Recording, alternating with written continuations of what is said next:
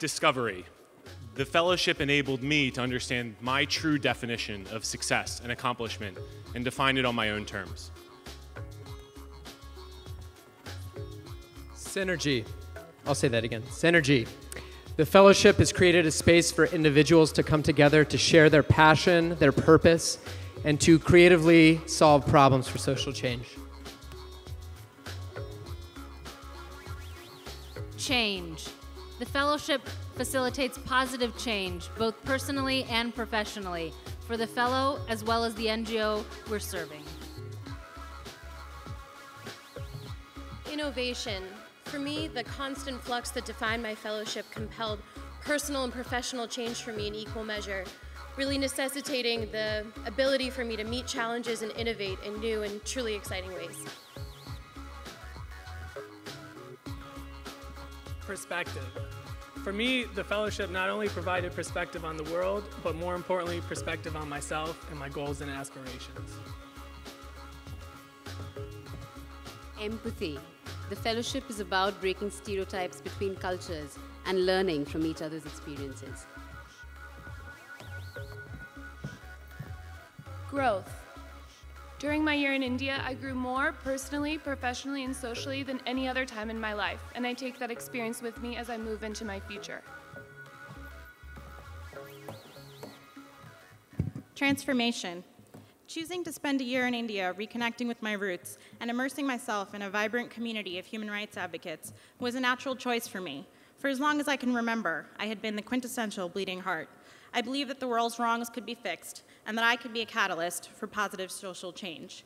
What I did not realize was how much India would change me, my understanding of service and of myself and my place in the world. While researching state responses to women's rights issues as a fellow, I was determined to bridge the divide between my secondary source research and the everyday experiences of being a woman in India, the experiences of my neighbors, colleagues, friends, and the survivors who came to our office daily for assistance. In my travels to talk to women survivors and their advocates, the complexity and vastness of the problems I was seeking to understand quickly became apparent. The stories I heard illustrated the intractability of the problems I sought to address. Hitting this wall was the beginning of a transformation for me and for my project. Frustration gave way to learning. I learned that lending an ear is sometimes the most effective way to serve. The Fellows Project and experiences and expectations are all secondary to the demands and challenges and opportunities present in each moment. Change is very slow, but relishing the process and taking great joy in small steps forward can serve as the impetus to steam ahead. The Fellows all share a genuine commitment to serving in India, regarding India with all the wonder and confusion and amusement of an outside observer, but also with the reverence and compassion of those who call India home. We help bring out the best in each other and support our transformations into more effective leaders and better global citizens.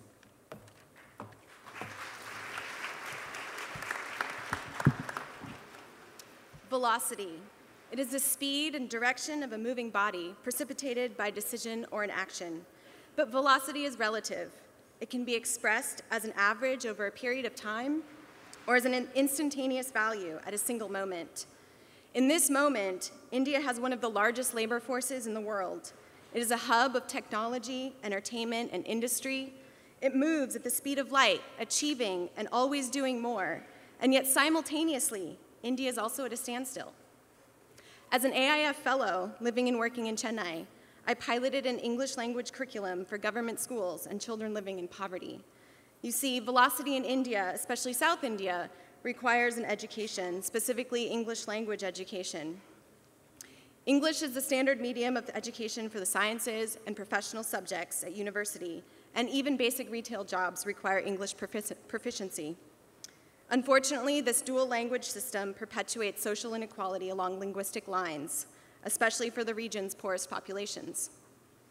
The curriculum I piloted in 30 schools has been adapted by Aid India's English team and has now scaled up to reach over 50,000 students across the state of Tamil Nadu. That's success. Thank you. But that success wasn't easy. There were challenges on a daily basis. My personal velocity and need to push the project at lightning speed was constantly in check. Change needed to happen yesterday, not tomorrow. Inikima, naliki vanda. However, my colleagues and students taught me that the most effective change happens when you slow down, maintain a consistent speed, and tackle the problem one day at a time.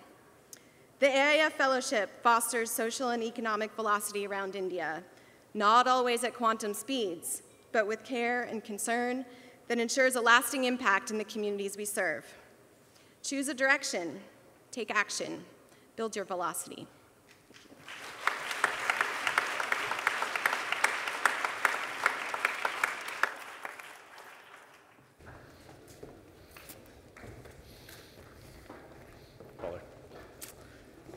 Hello, everyone.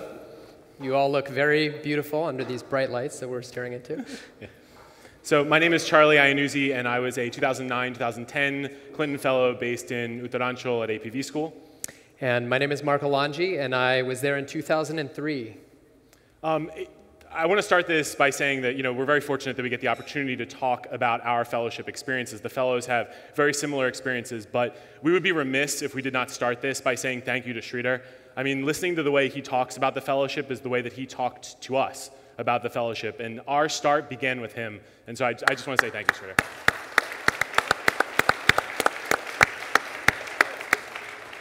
We're lucky. We were placed in a really amazing location. When all the fellows leave to go to their various locations on the morning that's the end of orientation program, the APV fellows, we actually get put on a train that goes to a car that gets driven through the night along these crazy roads that you just really don't want to look down the edge of. I've talked to a few Uttarakhandi tonight, and you know how the roads are.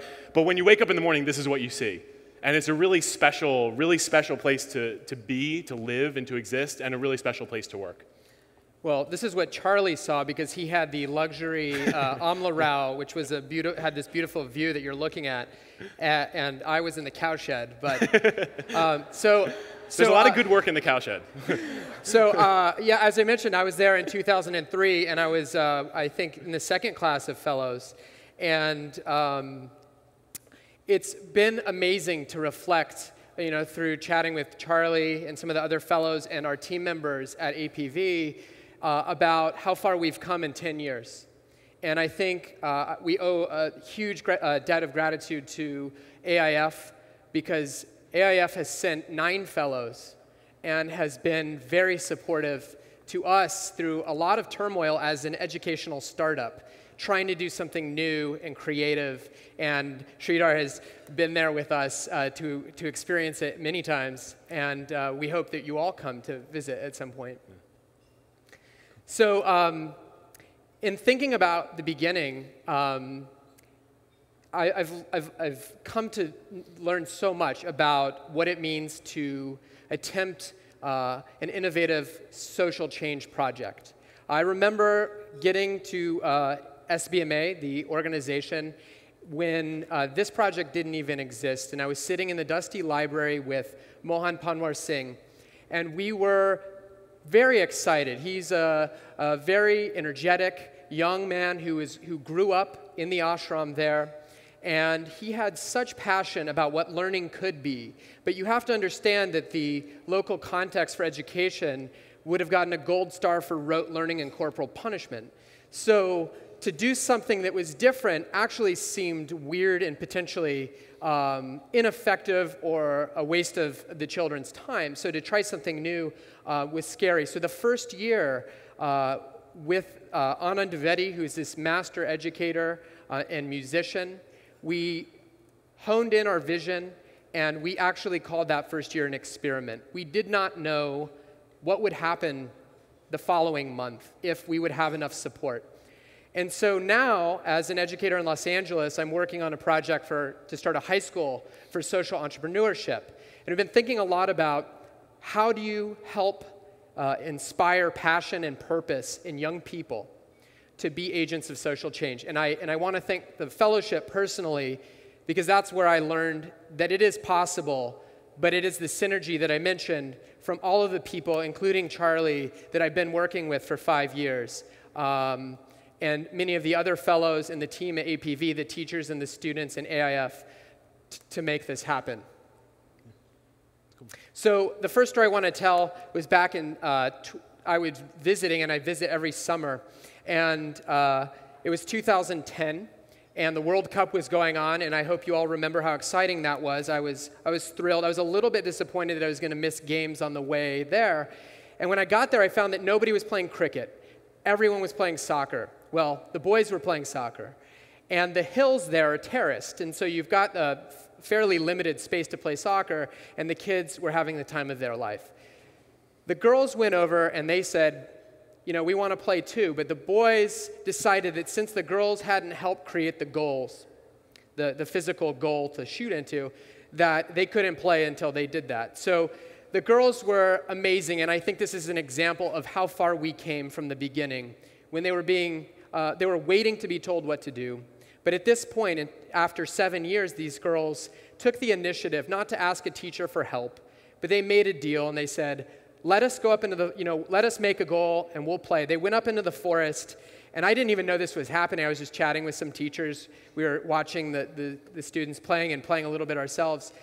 And they came back with these logs and created, I don't even know how they were able to get the logs to create the goal and to repurpose volleyball nets to make it work. But it was this magical moment of the boys realizing how creative the girls could be and that they could play with them. And they had done all the hard work that they had done to make this happen. And it was an inspirational moment for me, realizing that leadership begins here with giving students the chance to solve these problems and facilitating that culture that allows for it. And leadership is one of the main parts of living at APV because life is hard there. There are a lot of challenges. Daily life starts at 4 a.m. for the faculty community, where we are meditating, then we are cooking all of our own meals for breakfast. We are working a full school day, every single faculty member. The students are coming from very far, from the villages that are many kilometers away. And so life is tough. But one of the things that I work with a lot of my students today, and I worked with before, but saw for the first time in a very authentic way at APV, was the concept of grit and how much we expected both of ourselves and of the community to make a serious impact, not just in the lives of those that we see, but in our own lives, to make sure that we were challenging ourselves. And so a lot of the challenges and a lot of the expectations that came on and for the kids were actually based on the internal community, but nature itself and life itself would provide these opportunities too. And one of the things that always affected me quite deeply was that when we were living there in the spring, during my year in the spring of 2010, the year was very dry. We really did not have good rains that year.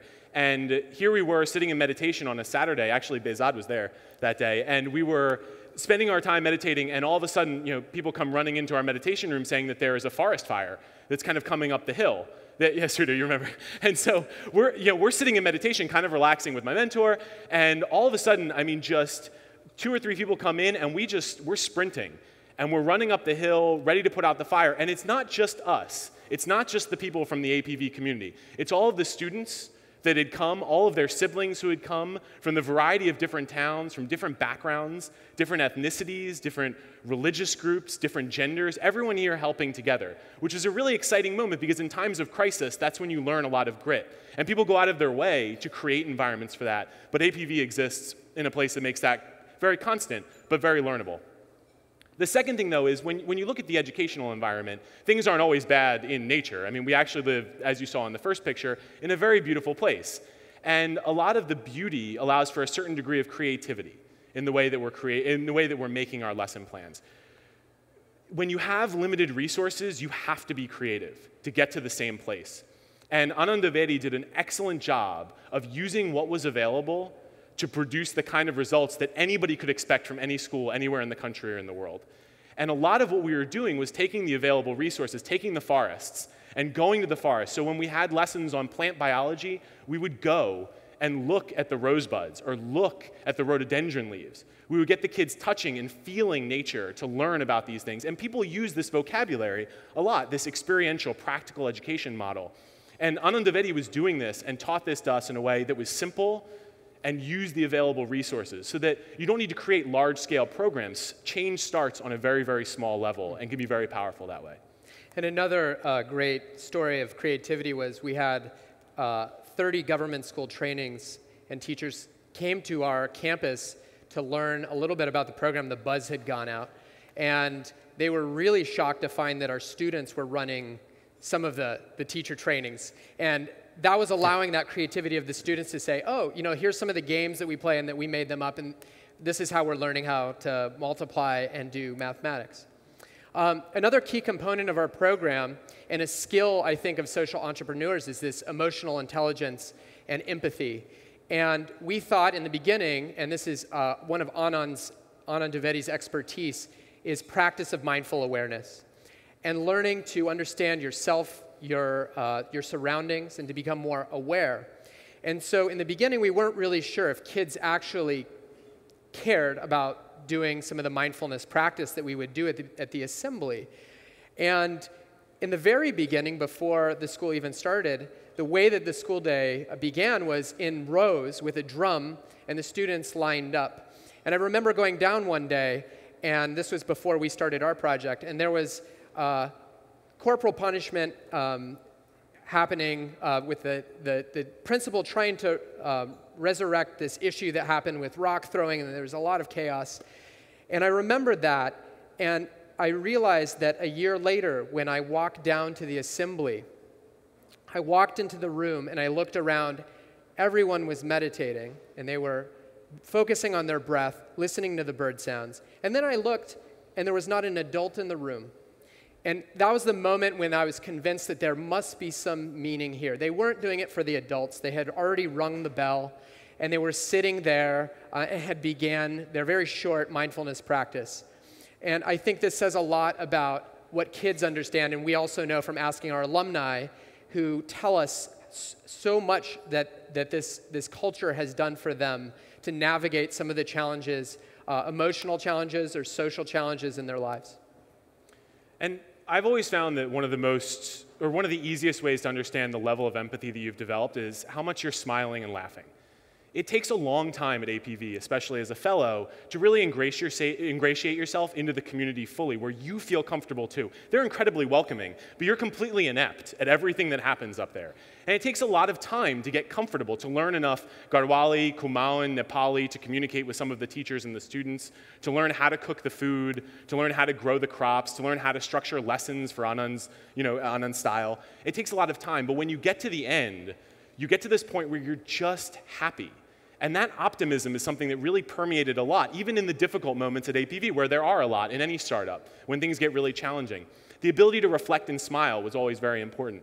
I remember that when I was looking at the fellowship, Hemant, who's here tonight, he was actually the guy who told me about the fellowship. And I didn't really know if I wanted to come to India or not. And there was one thing that really sold me, and it was pictures of Holi.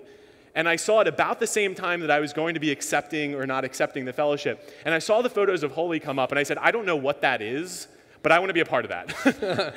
And when we had our Holi event, it was ridiculous, it was silly, and it was fun. And it was exactly at the right time. It was in spring, after we had built the relationships, become a part of the community, become fully ingrained in the community. And those smiles and those laughters that both were there for the kids, for ourselves, and for our mentor, provided us the foundation, that empathetic foundation that really has continued to serve a lot of what I do to this day. Yeah. So to kind of wrap things up, we think a lot about the community. Obviously, the teachers, they live there. And for a long time, they were volunteers, as was Anand Dwivedi and all of us. And that was one of the things that sustained, I think, this collaboration. This year, we're doing our second this is our second year working with a group from New York of inner city youth who are going through a leadership training program and coming to APV and working with us. And we're really excited about these types of collaborations that goes beyond national boundaries, that the students who came away last year are so inspired by some of these skills, I think, of the social entrepreneurs. They feel like they can be change agents. Is really incredible. And I just want to leave you all with something that we have found to be quite interesting, is that Charlie and I have been working together for 5 years. We've been collaborating via Skype with the whole team, with the teachers, and even occasionally the students. And it's a pleasure to tell you that I met Charlie about 4 hours ago, face-to-face for the first time, right out front.